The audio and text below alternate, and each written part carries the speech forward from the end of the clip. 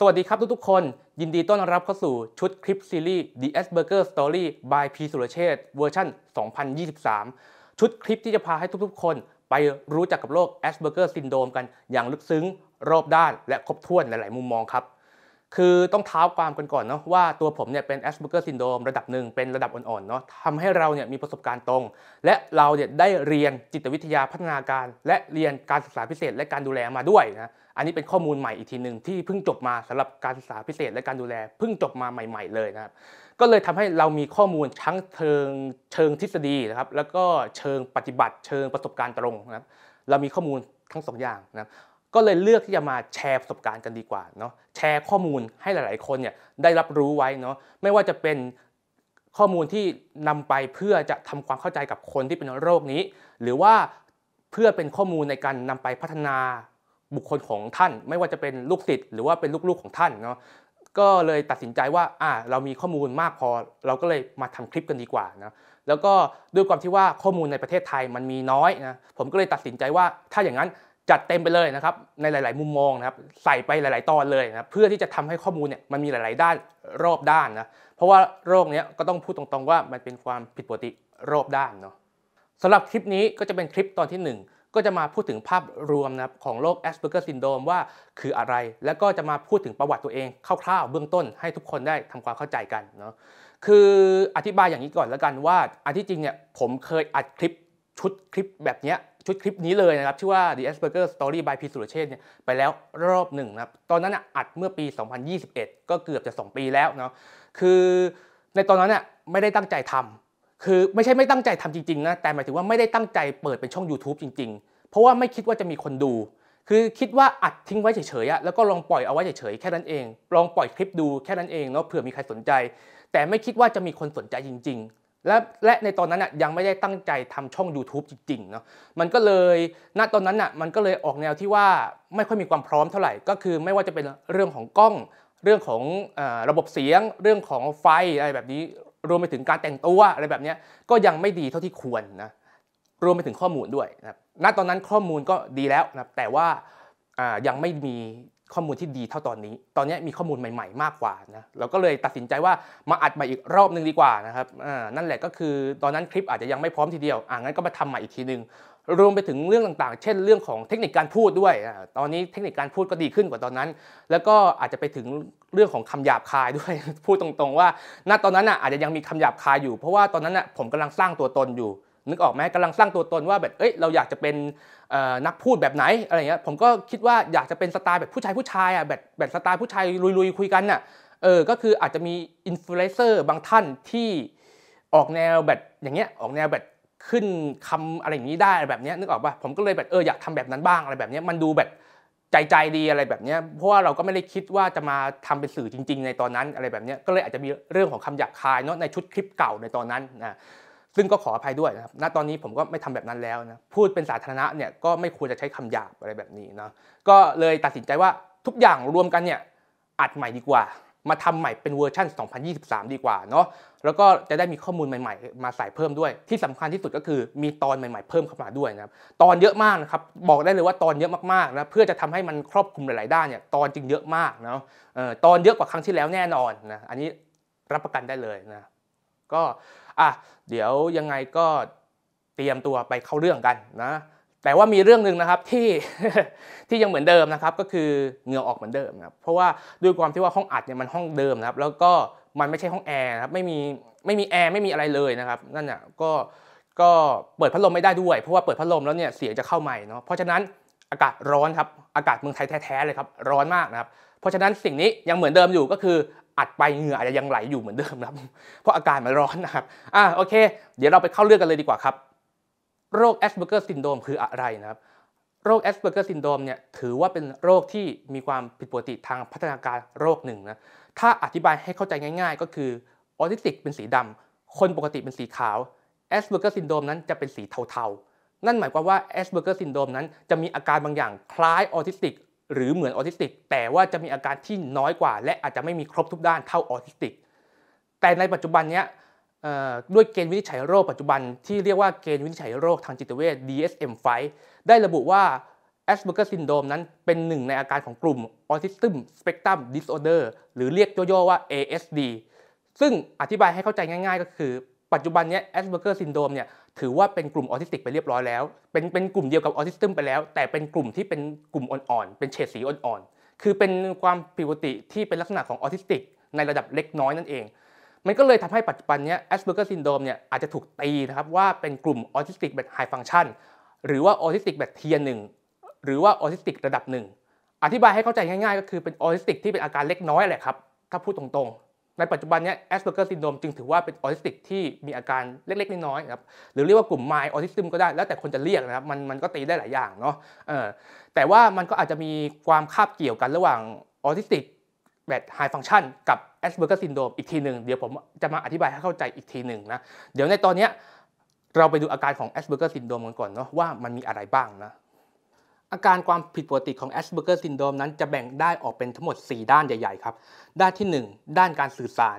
สำหรับด้านนี้ก็จะมีอาการเช่นไม่สบตาพูดได้ล่าช้ากว่าวัยพูดแต่ภาษาที่ตัวเองเข้าใจพูดภาษาต่างด้าวพูดคุยคนเดียวกับเพื่อนในอุดมคติหรือว่าเพื่อนในจินตนาการนั่นเองพูดแต่เรื่องที่ตัวเองสนใจพูดไม่ชัดตีความหมายผิดพลาดตีความไม่ออกชอบใช้ภาษาที่เป็นทางการหรือว่าต้องใช้ภาษาตรงๆพูดด้วยเสียงโมโนโทนเป็นต้นด้านที่2คือด้านพฤติกรรมที่ไม่ยืดหยุ่นด้านนี้ก็จะมีปัญหาตรงที่ว่าจะมีพฤติกรรมบางอย่างที่ไม่ยืดหยุ่นนะครับจะยึดติดกับแค่อะไรบางอย่างจะฝืนใจหรือขัดใจอะไรไม่ค่อยได้รอคอยไม่ค่อยเป็นถ้าชอบอะไรก็จะหมกมุ่นแต่เรื่องนั้นนะดูเป็นคนที่ใช้ตัวเองเป็นจุดศูนย์กลางในบางด้านอธิบายให้เข้าใจง่ายๆก็คือเป็นคนที่ดูมีอีโก้อะครับนั่นแหละแล้วก็จะคุยแต่เรื่องที่ตัวเองสนใจจังหวะไม่ดีควบคุมอารมณ์ได้ไม่ดีหัวร้อนง่ายมีปัญหาเรื่องของการควบคุมกล้ามเนื้อมัดเล็กมัดใหญ่และการทรงตัววิธีคิดชอบคิดแบบหุ่นยนต์จะมองโลกออกเป็นแค่ขาวดำถูกผิดชอบคิดอะไรที่เป็นออเดอร์เป็นตามคำสั่งชอบเข้าใจและทำอะไรที่เป็นตามความเป็นจริงเป๊ะๆชอบมองโลกตามความเป็นจริงแบบเป๊ะๆเลยนะครับด้านที่3คือด้านทักษะสังคมจะมีปัญหาเรื่องเกี่ยวกับทักษะสังคมในทุกๆด้านทักษะสังคมคืออะไรทักษะสังคมก็คือทุกอย่างที่เกี่ยวข้องกับคน2คนขึ้นไปดังนั้นอะไรก็แล้วแต่ที่เกี่ยวข้องกับคน2คนขึ้นไป Asperger Syndrome จะมีปัญหาได้หมดเลยเช่นชอบอยู่คนเดียวอยู่ร่วมกับคนอื่นไม่ค่อยเป็นไม่สามารถเรียนรู้สิ่งที่คนทั่วไปสามารถเรียนรู้ได้เองเพราะขาด common sense ไม่เข้าใจกฎเกณฑ์และบทบาททางสังคมตรงไปตรงมาซื่อปิดบังอะไรไม่ค่อยเป็นไม่ทันเล่ห์เหลี่ยมคนไม่เข้าใจความสัมพันธ์และความรู้สึกผู้อื่นไม่เข้าใจอารมณ์และความรู้สึกของผู้อื่นปกพร่องในเรื่องของการเห็นอกเห็นใจคนอื่นไม่เข้าใจสีหน้าอารมณ์ผู้อื่นและตัวเองมักจะไม่แสดงสีหน้าอารมณ์เพราะแสดงสีหน้าอารมณ์ไม่เป็นเข้าใจอะไรแต่ที่ตรงไปตรงมาสวมบทบาทสมมุติไม่เป็นหากสอนเรื่องอะไรที่ตนเองไม่รู้จักเมื่อเจอเหตุการณ์ใหม่ๆที่ไม่รู้จักจะไม่สามารถคาดเดาเองได้จะต้องสอนใหม่ในเรื่องนั้นไปเรื่อยๆเป็นต้นด้านที่4คือด้านประสาทสัมผัสจะมีปัญหาเรื่องเกี่ยวกับประสาทสัมผัสได้ไม่ว่าจะเป็นประสาทสัมผัสที่ไวหรือว่าช้าเกินกว่าคนปกติซึ่งอาจจะเป็นเพียงด้านใดด้านหนึ่งก็ได้หรือว่าอาจจะเป็นในทุกๆด้านก็ได้คนที่ประสาทสัมผัสช้ากว่าปกติเช่นไม่เจ็บเมื่อได้รับบาดเจ็บเท่าคนปกติเช่นหกล้มคนปกติจะเจ็บแต่ว่าคนกลุ่มนี้จะไม่เจ็บเนื่องจากประสาทสัมผัสช้ากว่าคนปกติการได้ยินเสียงที่เบากว่าคนปกติแต่ว่าการได้ยินเสียงที่เบากว่าคนปกติเนี่ยการได้ยินหูครับก็คือหูจะต้องปกตินะครับสำหรับคนที่ประสาทสัมผัสไวกว่าคนปกติเนี่ยก็อาจจะได้ยินเสียงเบาๆที่คนอื่นคนปกติทั่วไปไม่ได้ยินเช่นเสียงนาฬิกาเบาๆติ๊กตอกเนี่ยคนปกติทั่วไปจะไม่ได้ยินหรือไม่สนใจแต่คนกลุ่มนี้จะได้ยินนะหรือว่าอาจจะมีพฤติกรรมที่ไม่ชอบให้สัมผัสแต่ต้องตัวเป็นต้นทั้งนี้ Asperger Syndrome หลักๆจะมีปัญหาเรื่องของความไม่ยืดหยุ่นเรื่องของประสาทสัมผัสและเรื่องของทักษะสังคมที่มีปัญหาเป็นหลักและไม่จำเป็นจะต้องมีความผิดปกติในทุกๆด้านอาจจะมีแค่บางด้านก็ได้แต่ที่เป็นกันทุกคน 100% ก็คือเรื่องของทักษะสังคมจะมีปัญหากันทุกคนเนื่องจากว่าเกณฑ์การวินิจฉัยของโรค Asperger Syndrome นั้นก็คือ IQ ปกติหรือว่าสูงกว่าปกติจึงทำให้ขอบเขตของ Asperger Syndrome นั้นค่อนข้างที่จะกว้างมากระดับความรุนแรงของแต่ละคนนั้นจึงไม่เท่ากันบางคนอาจจะเป็นมากจนกระทั่งเห็นได้ชัดเจนแต่บางคนอาจจะเป็นน้อยบางคนอาจจะสามารถตีเนียนได้บางคนอาจจะเป็นน้อยถึงขั้นที่ถ้าไม่บอกว่าเป็น Asperger Syndrome ก็มองไม่ออกว่าเป็น Asperger Syndrome ก็ได้เช่นเดียวกันครับหรือว่าคนปกติทั่วไปอาจจะไม่เชื่อว่าเป็น Asperger Syndrome ด้วยซ้ำผมขออนุญาตยกตัวอย่างเพื่อทำให้ทุกคนเห็นภาพได้ชัดเจนขึ้นจากบุคคล2บุคคลแล้วกันครับคนแรกก็คือตัวละครในซีรีส์ที่มีชื่อว่าอูยงอู สำหรับอูยงอูนั้นเธอถูกวินิจฉัยว่าเป็นโรคแอสเพอร์เกอร์ซินโดรมเพราะเธอมี IQ ที่สูงกว่าคนปกติแต่เธอมีปัญหาเรื่องของพฤติกรรมที่ชัดเจนเธอมีปัญหาเรื่องของประสาทสัมผัสและเธอมีปัญหาเรื่องของการเข้าสังคมอย่างชัดเจนจนกระทั่งคนทั่วไปก็มองออกว่าเธอไม่ปกติเธอมีบางอย่างแปลกๆเธอมีบางอย่างที่ดูไม่เหมือนกับคนปกติซึ่งอาการของเธอนั้นเห็นได้อย่างชัดเจนส่วนอีกคนหนึ่งนั่นก็คือคุณชรบูรณหิรัญสำหรับคุณชรบูรณหิรัญนั้นก็ถูกวินิจฉัยว่าเป็นโรคแอสเพอร์เกอร์ซินโดรมเช่นเดียวกันแต่ระดับความรุนแรงของโรคแอสเพอร์เกอร์ซินโดรมของคุณชรบูรณหิรัญนั้นถือว่ามีระดับที่น้อยกว่าอูยองอูมากจึงทำให้คนปกติทั่วไปที่ไม่ได้เรียนเรื่องเด็กพิเศษมาก็อาจจะมองคุณชรบูรณหิรัญไม่ออกว่าเป็นแอสเพอร์เกอร์ซินโดรมเช่นเดียวกันทีนี้หลังจากที่ทุกท่านได้รู้จักอาการความผิดปกติของแอสเพอร์เกอร์ซินโดรมไปแล้วก็จะมาอธิบายให้เข้าใจกันอีกเรื่องหนึ่งก็คือความผิดปกติระหว่าง Asperger Syndrome กับ Autistic High Function ต่างกันอย่างไรนะคือจริงๆเนี่ยสองอย่างเนี้ยในปัจจุบันเนี้ยก็ยังมองว่ามันมีความต่างกันอยู่ก็คือ Asperger Syndrome นั้นจะไม่มีความผิดปกติด้านภาษาแต่ Autistic High Function จะมีความผิดปกติด้านภาษาและการสื่อสารด้วยครับคือเรื่องของ sensory นะครับเรื่องของความไม่ยืดหยุ่นเรื่องของทักษะสังคมอันเนี้ยเหมือนกันแต่ว่าที่ต่างกันก็คือAutistic High Function มักจะมีปัญหาเรื่องการสื่อสารมากกว่าเช่นคุยไม่รู้เรื่องพูดได้ช้ากว่าวัยมากๆอะไรแบบนี้ครับก็จะถูกตีเป็น Autistic High Function ไปเนาะแต่ว่าถ้าพูดถึงในด้านของ Asperger เนี่ยก็จะไม่มีความผิดปกติด้านการสื่อสารพวกนี้จะสื่อสารได้ตามปกติพูดคุยรู้เรื่องนะบางคนเนี่ยพูดเก่งด้วยซ้ำแต่ว่าไม่ใช่ว่าจะไม่มีปัญหาเลยอาจจะยังมีปัญหาอยู่บ้างเช่นเรื่องของการตีความนะครับเรื่องของการเข้าใจความหมายที่ซับซ้อนมากยิ่งขึ้นเรื่องของการไม่เข้าใจมุกเรื่องของการที่ต้องใช้ภาษาตรงๆเรื่องของการพูดโมโนโทนหรือภาษาต่างด้าวอะไรแบบนี้อันนี้ก็ยังเป็นความผิดปกติที่ Asperger Syndrome ยังมีได้อยู่เหมือนกันพูดไม่ชัดด้วยนะครับอันนี้ก็ยังเป็นความผิดปกติที่ Asperger Syndrome มีนะครับแต่ว่าอย่างน้อยเนี่ยคอนเซ็ปต์ของมันคือยังคุยรู้เรื่องเนี่ยยังสื่อสารได้แต่ถ้าเป็น Autistic High Function เนี่ยจะสื่อสารไม่ค่อยได้อะไรแบบนี้เนาะแต่ทั้งนี้ทั้งนั้นเนี่ยสุดท้ายเนี่ยด้วยเกณฑ์มันคาบเกี่ยวกันแค่ตรงนี้ในปัจจุบันนี้ด้วยความที่ว่าเขาก็รวมเป็นโรคเดียวกันไปแล้วด้วยมันก็เลยทำให้มันแล้วแต่หมอแต่ละคนว่าเขาจะประเมินยังไงเนาะหมอบางคนเนี่ยก็ประเมินเป็น Asperger บางคนก็ประเมินเป็น Autistic High Function ด้วยความที่ว่าคาบเกี่ยวมันต่างกันแค่นิดเดียวเพราะฉะนั้นเนี่ยมันมีเหมือนกันครับบางเคสที่ผมเคยคุยกับผู้ปกครองบางคนเนี่ยไปหาหมอคนนึงหมอเขียนว่าเป็น Asperger Syndrome แต่ไปหาหมออีกคนนึงหมอเขียนว่าเป็น Autistic High Function เพราะด้วยความที่ว่าเกณฑ์มันต่างกันแค่นิดเดียวเองอะไรแบบนี้ครับนั่นเนี่ยเพราะฉะนั้นเนี่ยผมก็เลยมองว่าปัจจุบันเนี้ยช่างมันเถอะมันก็เป็นแค่เกณฑ์วินิจฉัยอย่างหนึ่งไม่ว่าคุณจะเรียกว่าเป็น Autistic High Function Asperger Syndrome นะครับ Autistic ระดับเล็กน้อย Mild Autism หรืออะไรก็แล้วแต่มันก็คือ Autistic ที่เป็นเล็กๆน้อยๆเหมือนกันอยู่ดีผมจึงมองว่าสุดท้ายเนี่ยไม่ต้องไปซีเรียสเรื่องของเกณฑ์วินิจฉัยมากหรอกเนาะเอาเป็นว่ารู้ว่ามันคืออะไรมันผิดปกติอย่างไรก็พอแล้วครับทีนี้เนี่ยผมจะพาให้ทุกท่านมารู้จักกับประวัติส่วนตัวผมกันเล็กน้อยนะครับก็ไม่แน่ใจจะเล็กน้อยไหมครับอาจจะยาวก็ได้นะคืออย่างนี้คือผมเนี่ยมีความผิดปกติตั้งแต่อายุ3ขวบนะก็คือมองออกตั้งแต่3ขวบแล้วนะแต่ที่บ้านไม่รู้จักโรคนี้นะครับก็คือต้องเข้าใจก่อนนะว่าด้วยยุคนั้นยุคสมัยนั้นเนี่ยมันก็ข่าวสารข้อมูลมันก็ไม่ได้มีเท่ายุคนี้เนาะตอนนั้นเนี่ยผมอายุ3ขวบเนี่ยกี่ปี20กว่าปีมาแล้วครับตอนนี้ผมอายุ27ปัจจุบันวันที่อัดคลิปเนี่ยอายุ27นะเพราะฉะนั้นมัน20กว่าปีมาแล้วเนาะนั่นน่ะคุณก็คิดเอาเองกันว่าสมัยนั้นมันไม่มีข้อมูลหรืออะไรให้หาได้มากขนาดนี้ไงเนาะเพราะฉะนั้นเนี่ยมันก็เลยทำให้ที่บ้านเนี่ยไม่รู้ว่าเป็นโรคนี้รู้แค่ว่าแปลกๆไม่เหมือนเด็กคนอื่นแต่ด้วยความที่ว่ามันเป็นน้อยมันก็เลยแบบยังไม่ได้ชัดเจนขนาดนั้นคือจริงๆอาการมันชัดเจนแล้วนะแต่ว่าที่บ้านเนี่ยไม่ได้คิดว่าเป็นความผิดปกติที่ชัดเจนเพราะว่าด้วยความที่ว่ามันเป็นน้อยคือณตอนนั้นที่ผิดปกติก็คือมีอาการที่ว่าจะสนใจแค่เรื่องบางเรื่องเช่นผมชอบแผนที่ทางหลวงอะไรแผนที่ถนนอะไรเงี้ยก็จะแบบสนใจแต่ทางหลวงอย่างเดียวเลยนั่งดูแต่แผนที่เกือบทั้งวันอะไรแบบนี้แล้วก็สนใจเรื่องอื่นๆอีกเช่นเสาไฟฟ้าอะไรเงี้ยคือมันเป็นความสนใจที่เด็กวัยเดียวกันเขาไม่สนใจรวมไปถึงไม่ชอบเล่นกับเพื่อนชอบอยู่คนเดียวคือเด็กกลุ่มนี้มันจะมีหลักๆ2ประเภทก็คือประเภทที่ว่าชอบอยู่คนเดียวกับอีกประเภทหนึ่งคืออยากมีเพื่อนแต่เข้าหาเพื่อนไม่เป็นแต่ผมเป็นประเภทชอบอยู่คนเดียวเรามีความสุขกับการอยู่คนเดียว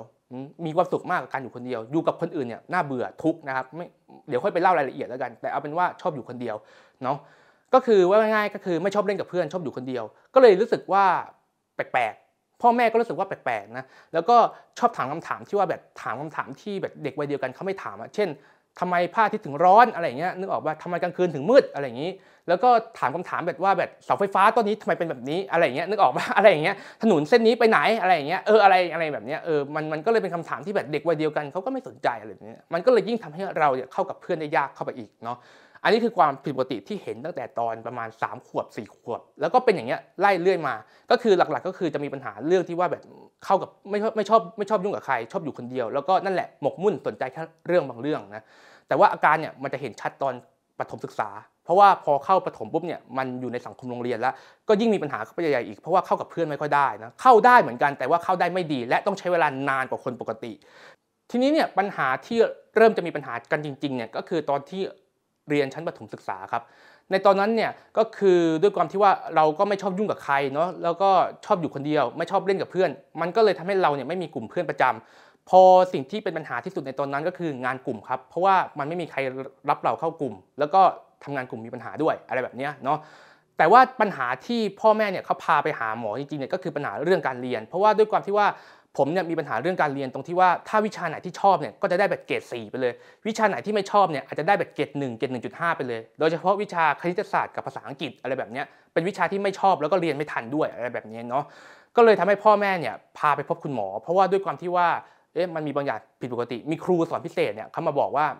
ผมน่าจะมีบางอย่างผิดปกติเขาเลยให้แนะนำว่าให้ไปพบคุณหมอดูก็เลยไปพบหมอตอนนั้นอายุประมาณ9ขวบ10ขวบครับย่าน10ขวบแล้วเนาะไปพบหมอตอนนั้นนะนี่คือครั้งแรกเลยที่ไปพบหมอคือตอน10ขวบพอไปหาหมอปุ๊บเนี่ยหมอเจอเลยครับตอนแรกเนี่ยเข้าใจว่าไปเนี่ยเพราะเป็นโรคสมาธิสั้นนะครับตอนแรกพ่อแม่เข้าใจว่าเป็นสมาธิสั้นซึ่งพอไปหาคุณหมอปุ๊บเนี่ยใช่ครับเป็นสมาธิสั้นจริงๆแต่สิ่งที่คุณหมอพบอีกอย่างก็คือเป็น Asperger syndrome ด้วยแล้วก็ถ้าผมจำไม่ผิดเนี่ยไม่กี่ครั้งอ่ะคุณหมอก็วินิจฉัยได้แล้วว่าเป็นเพราะว่าอาการมันเห็นชัดเนาะสิ่งที่คุณหมอเขาตรวจผมตอนนั้นที่ผมจำได้ก็คือเขาก็ตรวจเอาคู่มืออันนึงอะแล้วก็เป็นหน้าตาคนนะครับแล้วก็เป็นหน้าตาประมาณว่าเหมือนกับว่าคนนี้แสดงสีหน้าอะไรหน้าตาแบบนี้แปลว่าอารมณ์อะไรแบบนี้ครับเนาะเพื่อจะเช็คดูว่าเราเข้าใจสีหน้าอารมณ์ไหมซึ่งผมเข้าใจสีหน้าอารมณ์พื้นฐานแต่ว่าอารมณ์ที่ลึกกว่านั้นอาจจะไม่เข้าใจแล้วอะไรแบบนี้เนาะอาจจะเข้าใจแค่อารมณ์โกรธอารมณ์ดีใจยิ้มแค่นั้นเองอารมณ์ที่ลึกกว่านั้นจะไม่เข้าใจซึ่งเด็กวัยเดียวกันจะเข้าใจอะไรแบบนี้เนาะแล้วก็เรื่องอื่นๆโดยเฉพาะเรื่องความสนใจที่ไม่เหมือนกับเพื่อนวัยเดียวกันแล้วก็หมกมุ่นแค่เรื่องบางเรื่องแล้วก็สุดท้ายก็คือเรื่องทักษะสังคมที่แบบไม่ได้เข้าใจมารยาทอะไรเลยอะไรอย่างเงี้ยดูไม่มีกาลเทศะอะไรอย่างเงี้ยพ่อแม่สั่งสอนยังไงก็แบบก็อย่างนั้นอะไรอย่างเงี้ยก็คนก็จะเข้าใจจะด่าว่าพ่อแม่ไม่สั่งสอนแต่จริงๆเขาสอนแล้วแต่ว่าเราไม่เข้าใจเองหรือเราทำไม่ได้เองอะไรแบบนี้เนาะเดี๋ยวค่อยมาเจาะลึกรายละเอียดอีกทีนึงกันครับสำหรับเรื่องนี้ก็อธิบายให้เข้าใจคร่าวๆกันก่อนเนาะแต่ว่าตอนนั้นผมไปหาหมอถึงอายุประมาณ11 12ประมาณ12ครับประมาณป5ป6ย่านนี้สุดท้ายเนี่ยที่บ้านอาจจะมีปัญหาเรื่องการเงินนิดหน่อยก็เลยหยุดหาไปแล้วมาหาอีกรอบนึงก็คือตอนเข้ามหาลัยแล้วนะเพราะว่าตอนนั้นชีวิตมีปัญหา คือจริงๆแล้วเนี่ยช่วงมัธยมเนี่ยไม่ควรหยุดเลยนะครับไม่ควรจะหยุดการรักษาตลอดชีวิตแต่ว่าช่วงมัธยมก็เป็นช่วงที่สำคัญเพราะว่าเป็นช่วงที่การเจริญเติบโตของคนมันพุ่งขึ้นเนาะช่วงวัยรุ่นตอนต้นถ้ากราฟมันก็จะขึ้นแบบนี้เนาะอะไรแบบเนี้ยเป็นช่วงที่สำคัญมากไม่ควรหยุดการรักษานะครับไม่แนะนำให้ทำแบบนี้นะครับก็คือผมมาเจอคุณหมอมาอีกรอบนึงก็คือตอนนั้นอายุ19ปีครับตอนเข้ามหาลัยแล้วนะทีนี้เนี่ยผมอยากจะบอกว่ามันมีความเข้าใจผิดบางอย่างเกิดขึ้น2เรื่องนะครับเกี่ยวกับคนที่เป็นออทิสติกเวลาที่ไปบอกใครว่าเป็นเนี่ยนะมันจะมีความเข้าใจผิดอยู่ซึ่งผมจะมาทำความเข้าใจกันนะเรื่องแรกก็คือบางคนเนี่ยบอกว่าในเมื่อคุณรู้แล้วเนี่ยว่าอาการความผิดปกติของโรคเนี่ยมันคืออะไรทำไมคุณถึงไม่ควบคุมให้มันเป็นปกติมีนะครับคนพูดแบบนี้มีจริงๆนะครับซึ่งผมก็อยากจะบอกว่าถ้ามันควบคุมให้เป็นปกติได้มันก็ไม่ใช่คนที่เป็นโรคแล้วสิมันก็คือคนปกติแล้วสิถูกต้องป่ะอันนี้ไม่ใช่แค่คนกลุ่มออทิสติกอย่างเดียวที่เจอทุกๆกลุ่มเจอหมดครับกลุ่มคนที่เป็นโรคซึมเศร้าก็เจอทำไมคุณรู้อยู่แล้วว่าอะไรที่มันเป็นความผิดปกติของคุณทำไมคุณถึงไม่ควบคุมให้มันเป็นปกติก็มันควบคุมไม่ได้ครับรู้มันก็คือรู้มันคือเป็นข้อมูลที่เป็น Data เฉยๆเรารู้เพราะว่าเราทำไปเพื่อบอกสถานะให้คุณเข้าใจเฉยๆว่าเรามีความผิดปกติด้านนี้นะเราไม่โอเคด้านนี้นะอะไรแบบนี้เพื่อให้คุณเข้าใจแต่เราไม่สามารถควบคุมสิ่งนั้นได้ถ้าเราควบคุมให้มันเป็นปกติได้มันก็คือคนปกติไงครับเข้าใจแล้วเนาะอันนี้คืออย่างแรกที่อยากจะทำความเข้าใจกันเนาะว่ามันควบคุมไม่ได้ครับความผิดปกติพวกนี้มันควบคุมกันไม่ได้เนาะเราต้องทำความเข้าใจกันก่อนเพราะฉะนั้นเนี่ยไม่มีทางครับที่จะมาบอกว่าถ้าคุณรู้ว่าสิ่งนี้ผิดปกติคุณก็ควบคุมให้มันเป็นปกติมันทำไม่ได้ครับเนาะถ้าทำได้ก็คือเป็นคนปกติไปเรียบร้อยแล้วนะ อย่างที่2ก็คือเวลาเราบอกสถานะว่าเราเป็น Asperger syndrome ครับหรือว่าเราเป็นออทิสติกหรืออะไรก็แล้วแต่หรือเป็นซึมเศร้าอะไรก็แล้วแต่เนี่ยด้วยนะครับรวมๆกันด้วยเนี่ยเราบอกเพื่อที่จะทำให้เขาเนี่ยรู้สถานะที่เราเป็นเฉยๆเราไม่ได้บอกเพื่อเป็นข้ออ้างหรือว่าเพื่อเป็นข้อในการแบบที่จะมาเลี่ยงการกระทำผิดอะไรทั้งสิ้นไม่ใช่ว่าแบบบอกว่าเราเป็นออทิสติกนะเพื่อที่จะทำให้เราเนี่ยทำผิดได้อะไรแบบนี้หรือว่าแบบเพื่อมาเป็นข้ออ้างอะไรอย่างเงี้ยไม่ใช่นะครับเราบอกเพื่อทำให้เขาเนี่ยรู้สถานะว่าเราไม่เหมือนคนปกตินะเราต้องการความช่วยเหลือบางอย่างพิเศษเราต้องการการพูดคุยบางอย่างที่พิเศษกว่าคนอื่นอะไรแบบนี้เราต้องการทำให้คุณเนี่ยเข้าใจเรามากกว่าคนอื่นอะไรแบบนี้เท่านั้นเองนะครับสิ่งที่เราจะบอกคือเราบอกเพื่อให้ท่านรู้สถานะที่เราเป็นเท่านั้นไม่ได้บอกเพื่อจะเอามาเป็นข้ออ้างหรือข้อจำกัดบางอย่าง หรือว่าเอามาเป็นข้อแบบเรียกว่าไงเอามาเป็นแบบข้อแก้ตัวอะไรอย่างเงี้ยไม่ใช่นะครับคือผมไม่รู้ว่ามีคนคิดแบบนั้นไหมนะครับแต่อยากบอกเลยว่าจากที่ผมเจอมาเนี่ยเกิน 90% ไม่มีใครคิดแบบนั้นเวลาเราจะบอกเนี่ยว่าเราเป็นโรคทางจิตเวชหรือว่าเราเป็นกลุ่มเด็กพิเศษเนี่ยเราบอกเพื่อทำให้เขารู้สถานะเท่านั้นเพื่อที่ทำให้เขาเนี่ยช่วยเหลือเราได้ถูกต้องหรือทำความเข้าใจกับเราได้ถูกต้องเท่านั้นเองคุณจะได้รู้ว่าจะอยู่กับเราคุณต้องอยู่กับเราแบบไหนคุณต้องพูดยังไงกับเราอะไรแบบนี้แค่นั้นเองครับนี่คือสิ่งที่เวลาเราบอกเนี่ยว่าเราเป็นออทิสติกเราบอกเพราะแบบนี้เนาะไม่ได้บอกเพื่อไปเป็นข้ออ้างอะไรทั้งสิ้นโอเค2เรื่องที่บางคนเนี่ยเข้าใจผิดผมเลยขออนุญาตเอามาพูดท้ายคลิปแล้วกันเนาะสำหรับคลิปนี้ก็จะมีเพียงแค่ประมาณนี้ครับเดี๋ยวเราจะไปลงรายละเอียดกันต่อในแต่ละอาการของโรคนะครับในแต่ละด้านซึ่งในแต่ละด้านนั้นก็จะแบ่งเป็นคลิปย่อยๆในแต่ละด้านไปเลยคลิปหนึ่งก็จะเป็นอาการอย่างหนึ่งของโรคไปเลยนะเพื่อที่จะทำให้ทุกคนเนี่ยเข้าใจกันอย่างครบทุกด้านทุกมุมมองกันจะได้เอาข้อมูลไปใช้กันได้อย่างเกิดประโยชน์สูงสุดครับนี่คือแนวคิดดีๆจากพีสุรเชษฐ์หวังว่าข้อมูลนี้จะมีประโยชน์กับทุกท่านครับขอบคุณครับ